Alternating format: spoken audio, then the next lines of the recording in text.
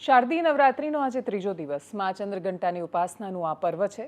શાંતિ અને શક્તિ બંનેનો સમન્વય આ સ્વરૂપમાં જોવા મળે છે અને એટલા જ માટે એના દર્શન પણ આપણી અંદર, એ તત્વ પણ આપણી અંદર ઉતરી શકે એવી અપેક્ષા સાથે કરીશું સમાચારની વાત। નમસ્કાર, આપની સાથે હું દેવાંશી।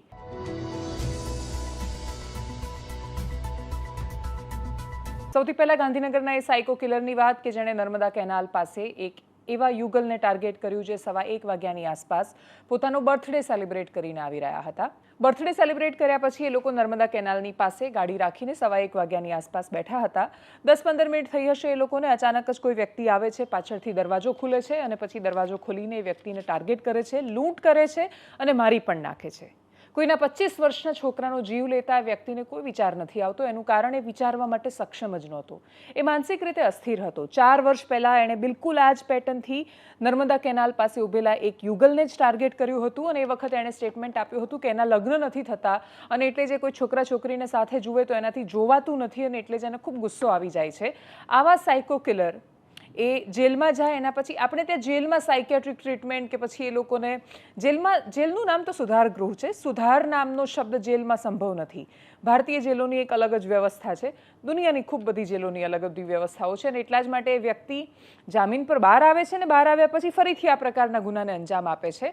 પણ હવે રાત્રે 1 વાગ્યાની આસપાસ કેનાલની આજુબાજુ અથવા કોઈ પણ અવાવરા રસ્તાઓ પર પસાર થતા આ સાયકો કિલર જેનું નામ વિપુલ પરમાર હતું એનાથી ડરવાની એટલે જરૂર નથી, કેમ કે એનું એન્કાઉન્ટર થઈ ગયું છે। પોલીસ એને રિકન્સ્ટ્રક્શન માટે લઈ ગઈ હતી। રિકન્સ્ટ્રક્શન દરમિયાન એ લોકો ત્યાંથી જઈ રહ્યા હતા અને પછી પોલીસની જે કહાની સામે આવી, સાચી ખોટી સમય જતાં ખૂબ બધું સામે આવશે અને ઉત્તર પ્રદેશથી માંડીને ગુજરાતમાં આ પ્રકારના સમાચારો જો કે ખાસા વર્ષોથી બંધ હતા। શરૂઆત ગુજરાતમાં હતી, મુંબઈમાં, પછી મહારાષ્ટ્રની પોલીસ એના માટે ખૂબ ચર્ચામાં આવી, એના પછી યુપીની પોલીસ ચર્ચામાં હતી, પાછું ફરીને ગુજરાતનો વારો કદાચ આવતો હોય એ દિશામાં। એ રીતે એમને સંઘર્ષ થયો એ આરોપીની સાથે, એ ભાગવા જતો હતો, 3 પોલીસ કર્મચારીઓ ઘાયલ થયા અને પછી પોલીસે એને પોતાની રિવોલ્વરમાંથી આમ ગોળી કાઢીને ઉડાડી દીધો, એનું એન્કાઉન્ટર થયું છે। વિપુલ પરમાર જેવા માણસો જેના માટે એની માતાનું સ્ટેટમેન્ટ હતું, એણે મીડિયા સાથે જ્યારે વાત કરી ત્યારે કે અમે જે તે સમયે એનાથી કંટાળીને છાપામાં એ જાહેરાત આપી ચૂક્યા છીએ કે આ વ્યક્તિ સાથે અમારે કોઈ સંબંધ નથી। એની માતાએ ત્યાં સુધી કહ્યું હતું કે આ વ્યક્તિ જો અત્યારે જેલમાં જશે, પાછો આવશે તો ફરીથી બહાર આવ્યા પછી એ આ જ કરવાનો છે।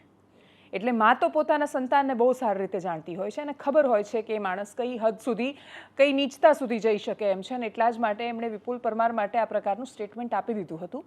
વિપુલ પરમારનું હવે એન્કાઉન્ટર થયું છે અને એટલા જ માટે એટલીસ્ટ વિપુલ પરમારથી ડરવાની જરૂર નથી। પણ હા, સવા 1-2 કોઈ પણ વાગ્યાની આસપાસ અમદાવાદમાં ખૂબ બહારના વિસ્તારોમાં ગરબાનું આયોજન થાય છે, રિંગ રોડની આજુબાજુ જગ્યા જવાના રસ્તા ઘણી બધી વાર સુમસામ હોય છે। એવા સમયમાં સુરક્ષાનું ધ્યાન રાખવું એ બહુ મોટી જવાબદારી બની જાય છે। આપણને નથી ખબર કે દુનિયા કેવી છે, એટલું તો ખબર પડી રહી છે કે દુનિયા બહુ બદલાઈ રહી છે અને એ બદલાતી દુનિયામાં તાલમેલ સાધવો બહુ જ અઘરો છે।